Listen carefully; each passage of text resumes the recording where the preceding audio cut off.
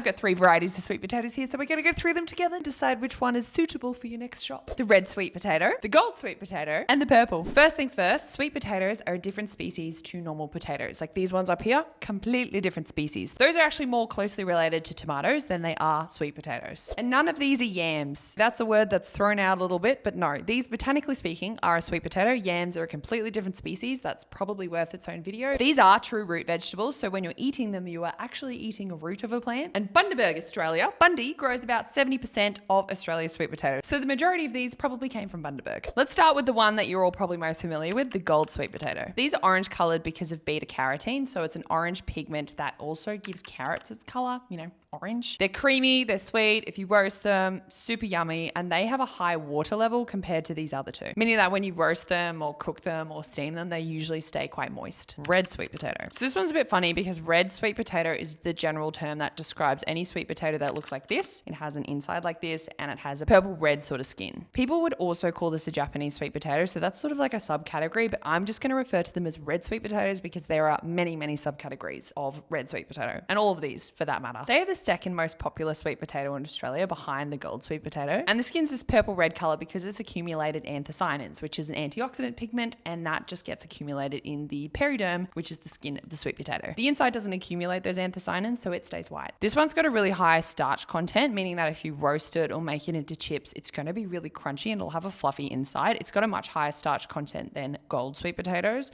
so very different. And they also taste like roast chestnuts, kind of like a sweet, crumbly chickpea. I'd say if you're going to go for a red sweet potato, you probably want to make chips out of it because they're going to be quite crunchy and delicious. Now, the purple sweet potato. And this one's funny because it's called the purple sweet potato, but when you see it at the shops, the outside is white. So if you don't cut into it, you would not see the purple bits. This one's not as purple as I would have wanted. Sometimes they can get extremely purple on the inside, but it's just enough. So you can see that it's a purple sweet potato. These ones make up about 2% of sales of sweet potatoes in Australia. So they're teeny tiny, but they're really interesting. Just like the red sweet potatoes, these ones accumulate anthocyanin, but it's inside as opposed to the actual skin of the potato. So you can see all of these growing layers at the moment, and you can see the different layers of purple. Anthocyanin is really water soluble, meaning that if you go and boil this, a lot of the purple pigment's going to run out into the water. So you'll end up with purple water. Best thing to do with these ones is probably just roast it so you can retain all of that purple goodness, but there's nothing stopping you from boiling it. Like you're still going to get the health benefits. It's just not going to have as much purple pigment in the actual boiled product. Just like red sweet potatoes, these are very starchy. So again, really good at making chips because they're going to get really nice and crispy. They've all got different flavor profiles. So my recommendation would be just to get all of them and then give them a go side by side. And that's exactly what I'm going to do with this. Roast them all and see how we go. Hopefully that helps you decide what sweet potato to get next time and maybe try a new one you haven't tried before. Okay, thanks for watching. Bye.